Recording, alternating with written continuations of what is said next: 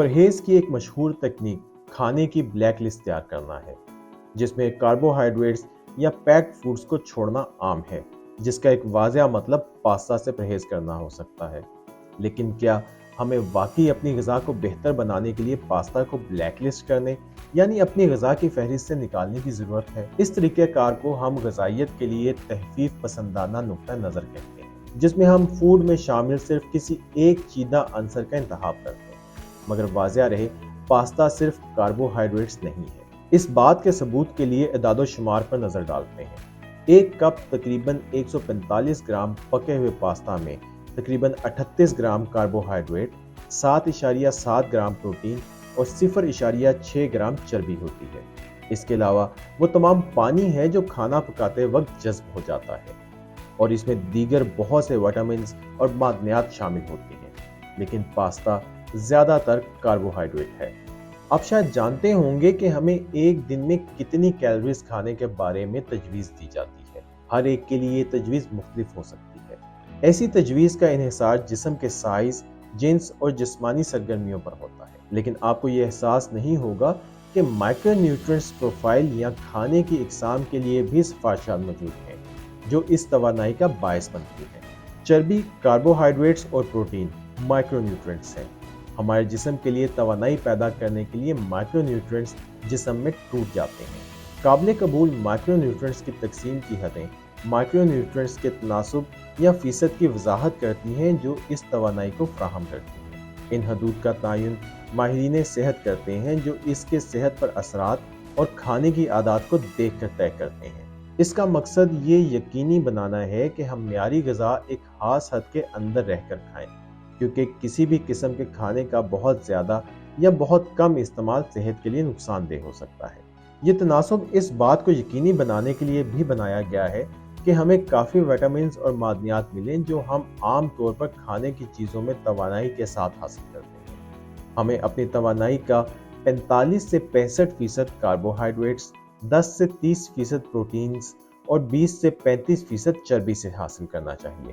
Micro غذائیت کے تناسب کا مطلب یہ ہے کہ پروٹین کے مقابلے میں ایک دن میں 1.2 سے 6.5 گنا زیادہ کاربوہائیڈریٹس کھانا صحت مند ہو سکتا ہے، کیونکہ ہر گرام پروٹین میں 1 گرام کاربوہائیڈریٹ کے برابر توانائی ہوتی ہے۔ پاستا میں کاربوہائیڈریٹس اور پروٹین کا تناسب 38 گرام سے 7.7 گرام ہے، جو تقریباً 5 سے 1 کے تناسب کے برابر ہے، جو کہ مائکرو نیوٹرینٹس کی تقسیم کے قابل قبول حد کے اندر ہے۔ اس کا مطلب یہ ہے کہ پاستا میں دراصل کاربوہائیڈریٹس کو متوازن کرنے کے لیے کافی پروٹینز موجود ہیں۔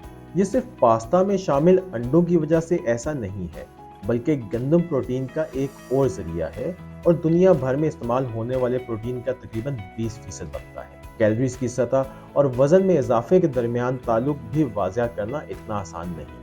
صحت مند غذا کے تناظر میں یہ بات سامنے آئی ہے کہ جب لوگ پاستا کو اپنی خوراک میں باقاعدگی سے شامل کرتے ہیں تو وہ زیادہ وزن کم کرتے ہیں، اور 10 مختلف مطالعات کے جائزے سے پتہ چلا ہے کہ کھانے کے بعد خون میں گلوکوز کی سطح کے لیے روٹی یا آلو کے مقابلے میں پاستا بہتر ہے۔ پاستا کو ترک کرنے کے بجائے آپ کو اپنے کھانے کی مقدار کو کم کرنے پر دھیان دینا چاہیے، یا گندم سے بنے پاستا کو تبدیل کرنے پر غور کرنا چاہیے، جس میں فائبر زیادہ ہوتا ہے جو آنتوں کے لیے صحت مند بھی ہوتا ہے، آپ کو زیادہ دیر تک پیٹ بھرنے کا احساس بھی دلاتا ہے۔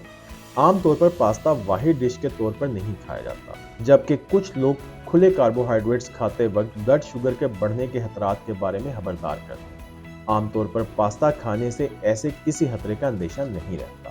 جب پاستا کھانے کی ایک بنیاد بنتا ہے تو ایسے میں یہ لوگوں کو چٹنی وغیرہ کے ساتھ زیادہ سبزیاں کھانے کا ذریعہ بھی بنتا ہے۔ آپ کے پروٹین پروفائل کے لیے صرف پاستا نہ کھانا بھی اہم ہوتا ہے۔ پلانٹ فوڈز عام طور پر مکمل پروٹین نہیں ہوتے، جس کا مطلب ہے کہ ہمیں ان تمام مختلف قسم کے امینو ایسڈ حاصل کرنے کے لیے ان کے مجموعی کھانے کی ضرورت ہوتی ہے جن کی ہمیں زندہ رہنے کے لیے ضرورت ہے، جبکہ ہم اکثر کاربوہائیڈریٹس اور توانائی پر توجہ مرکوز کرتے ہیں، تو ایسے میں پاستا اچھی غذائیت کا سبب بن جاتا ہے۔ زیادہ تر کھانوں کی طرح وہ صرف مائکرو نیوٹرینٹس نہیں ہیں، بلکہ ان میں مائکرو نیوٹرینٹس ہوتے ہیں۔ ایک کپ پکے ہوئے پاستا میں وٹامن B1، और B9 की तजवीज़ करदा रोज़ाना की मिकदार का तकरीबन 1/4 शामिल होता है। सेलेनियम की तजवीज़ करदा मिकदार का निस्फ और हमारी आयरन की ज़रूरियात का 10% होता है। जब हम पास्ता को महज बची खुराक के तौर पर खाते हैं तो ऐसे में वो मजीद सेहतमंद हो जाता है। जब पास्ता पकता है और ठंडा होता है तो कार्बोहाइड्रेट्स में से कुछ मज़ाहिम निशास्ते में तब्दील हो जाते हैं।